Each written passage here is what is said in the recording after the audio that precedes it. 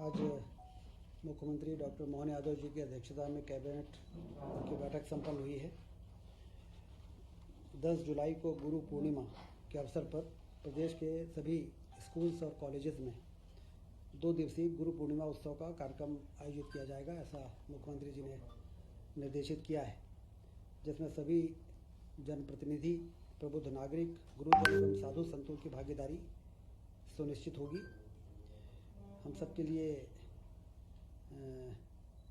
जैसा कि आप जानते हैं कि कुलपति को कुलगुरु के नाम का जो दर्जा मुख्यमंत्री जी ने दिया था, जवाहरलाल नेहरू यूनिवर्सिटी ने भी उसको अडॉप्ट किया है और कुलगुरु का नाम कुलपति की जगह स्थापित किया गया है।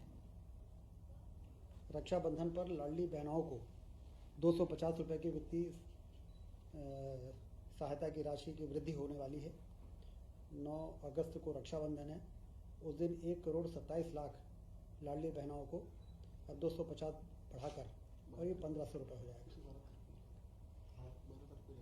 12 तारीख को ये जारी होगा, 12 जुलाई को।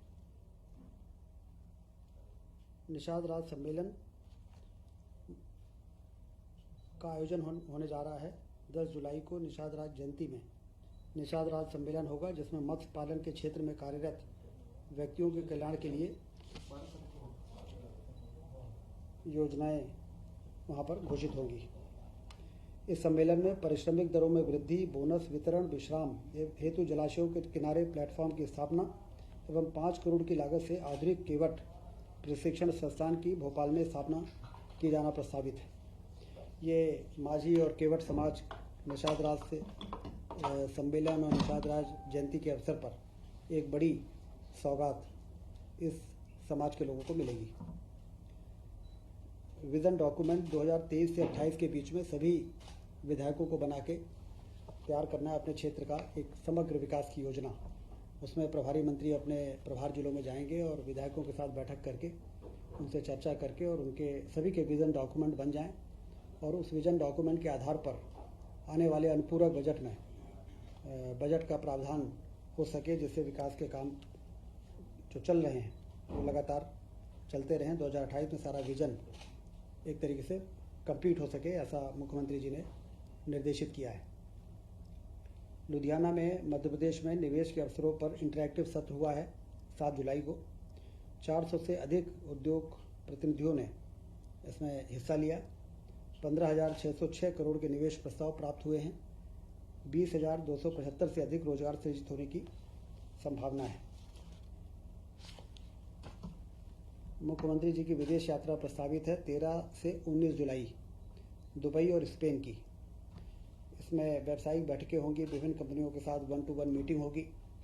इस भ्रमण का उद्देश्य प्रमुख क्षेत्रों में निवेश प्राप्त करना, प्रौद्योगिकी हस्तांतरण, अंतर्राष्ट्रीय बाजारों तक पहुंच बनाना, रोजगार के अवसर सृजित करना एवं अंतर्राष्ट्रीय संबंध स्थापित करना और वैश्विक निवेश की तमाम संभावनाएं जो हैं वो उस पर चर्चा होना है। जैसा कि हम सब देख रहे हैं कि डॉक्टर मोहन यादव जी जब से उन्होंने कार्यभार संभाला है, रीजनल इंडस्ट्रियल कॉन्क्लेव से लेके ग्लोबल इन्वेस्टर समिट और अब लगातार इंटरेक्टिव सेशंस, विदेश यात्राओं में जाके और मध्य प्रदेश के ब्रांडिंग करना, मध्य प्रदेश की पोटेंशियल को बताना, इसके बहुत अच्छे परिणाम सामने आ रहे हैं। इसी कड़ी में ये विदेश यात्रा भी काफ़ी लाभदायक साबित होगी। 13 जुलाई से 19 जुलाई, दुबई और स्पेन। BRTS हटने से बहुत अच्छे परिणाम सामने आए हैं। भोपाल जनवरी 2024 में मुख्यमंत्री जी ने BRTS को हटाने का निर्णय लिया था, आम भावनाओं और जो मांग थी, और उसके जो रिजल्ट आए हैं, हादसे में, एक्सीडेंट्स में 51% की कमी आई है और मौत में 70% की कमी आई है। तो कंजेशन के कारण और ट्रैफिक के कारण जो दुर्घटनाएं होती थी, ये एक महत्वपूर्ण सकारात्मक परिणाम कैबिनेट के एजेंडे में अब आया।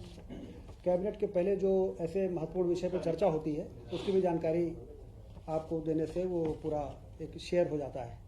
जो घटनाक्रम पिछले दिनों में हुए हैं उसकी भी चर्चा होती है कैबिनेट में और फिर हम एजेंडे में आते हैं। तो जो चर्चा होती है वो भी आपके साथ शेयर करना है, क्योंकि कभी कभी आप लोग पूछते हैं कि इसके अलावा और क्या बात हुई है। तो पहले हमें बता देना ठीक है।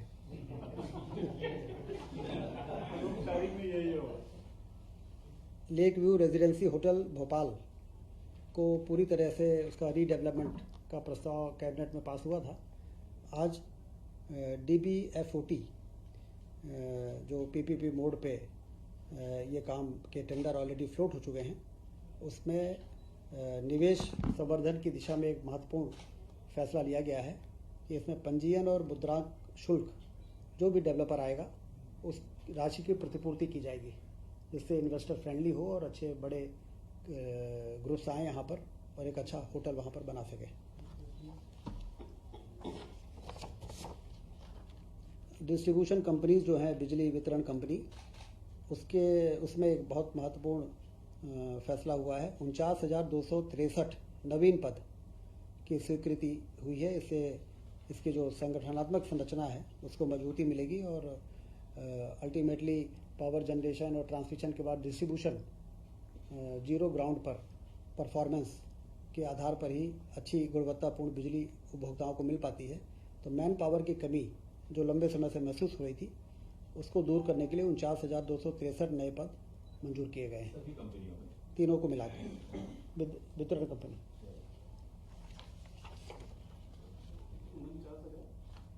49,263 ये नए पद हैं और अब नियमित पद इनको मिला के 77,298 हो जाएंगे। ये रेगुलर पद है। और इस बीच में जो कुछ संविदा और आउटसोर्स वाले हैं वो माइनस हो जाएंगे और ये एडिशनल रेगुलर पद आ जाएंगे।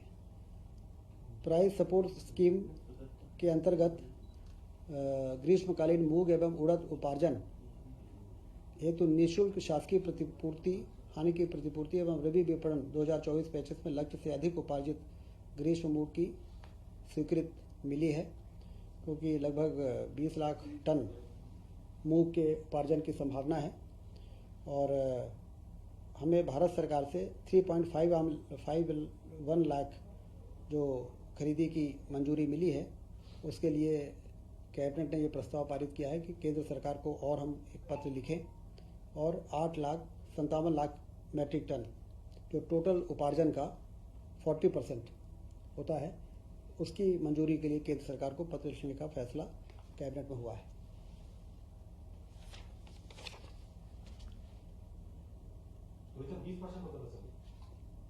25 होता है, 25%। जल संसाधन विभाग के अंतर्गत कृषि सिंचाई जलकर की राशि में ब्याज राशि काफ़ी हो गई थी, शास्ति दंड, वो जलकर की राशि किसान जमा नहीं कर पाए। लगभग 35 लाख किसानों को एक बड़ी राहत, बहुत ही उनको मदद की दृष्टि से उनकी जो दंड राशि है उसको माफ़ करने का फैसला हुआ है। लगभग 84 करोड़ रुपए, 84.17 करोड़ रुपए ये माफ़ किए जाएंगे, जिससे कि ब्याज और दंड राशि, मतलब इंटरेस्ट और फिर वो जो सरकार भरेगी। अब उनको सिर्फ मूल राशि भरना पड़ेगा। तो और 31/3/26 तक ये योजना की रहेगी। एक साल के अंदर सभी किसानों को ये मौका दिया जा रहा है, लगभग 35 लाख किसान हैं कि वो इस योजना का, समझौता योजना का लाभ उठाएंगे और अब उन पर न तो कोई ब्याज और न ब्याज पर दंड पूरी तरह से माफ़ कर दिया जाएगा। एक बड़ी राहत है, 84.17 करोड़ रुपए माफ़ हो रहे हैं। कैनाल का पानी यूज करते हैं, कैनाल का पानी यूज करते हैं, ये पूरी तरह माफ। ब्याज और दंड राशि वो काफ़ी हो जाती है, ऑलमोस्ट डबल है। मार्च 26 तक ये योजना लागू रहेगी, लोग इस बीच में जमा कर सकते हैं। तो अभी जो पैसे भरेंगे उसमें माफ हो जाएगी पेनल्टी पूरी। कैबिनेट ने फैसला कर दिया है। भारतीय स्टाम्प अधिनियम के अंतर्गत मूल्य सूचकांक में परिवर्तन के परिप्रेक्ष्य में कतिपय व्यवहारों पर देय शुल्क के संबंध में विशेष प्रावधान किया जाना प्रस्तावित हुआ है। इससे लगभग 212 करोड़ का राजस्व प्राप्त होगा। ये जो अधिनियम है उसके संशोधन पर मंत्रिपरिषद ने फैसला किया है।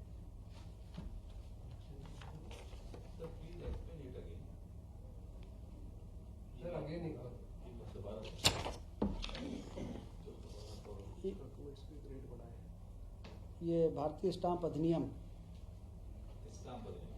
अधिनियम में संशोधन विधेयक का कैबिनेट ने अप्रूवल किया है।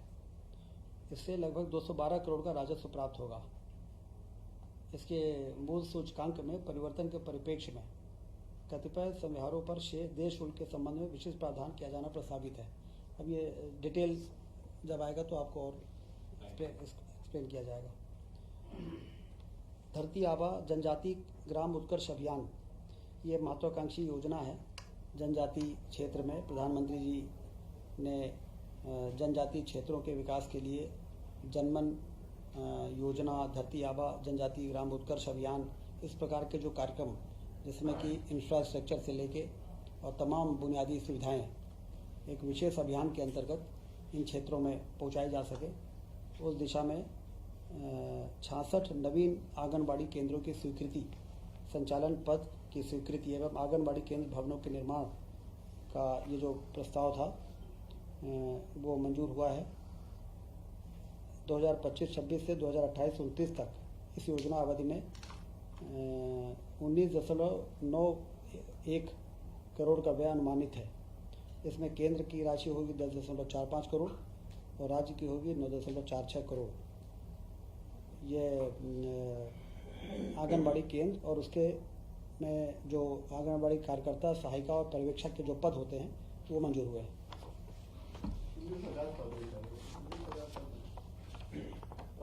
66 केंद्र हैं, 66 आंगनबाड़ी कार्यकर्ता, 66 ही आंगनबाड़ी सहायिका और 2 पर्यवेक्षक, सेंटर के साथ साथ मैन पावर।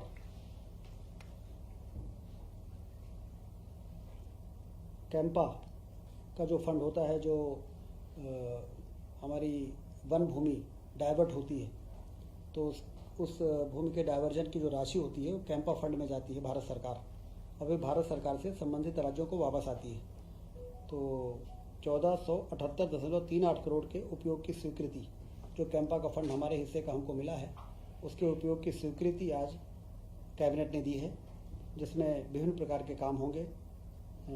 वृक्षारोपण, लैंडस्केप के आधार पर बिगड़े वनों का सुधार, नदियों के पुनर्जीवन, जल ग्रहण क्षेत्र के वनीकरण, मृदा एवं जल संरक्षण के कार्य, ग्रामीणों की आजीविका, ग्रामों की सीमा से लगे वन क्षेत्रों में बांस प्रजाति सहित वृक्षारोपण, वन्य प्राणी संरक्षित क्षेत्र के गांवों में स्वैच्छिक विस्थापन, बफर क्षेत्र सहित संरक्षित क्षेत्रों में रहवास का विकास, नगर वनों की स्थापना, वन एवं वन्य प्राणी संबंधी अधोसंरचना सुदृढ़ीकरण एवं ग्रामीणों की क्षमता विकास, ये सारे कार्य हैं जो ऑलरेडी उसमें नोटिफाइड होते हैं।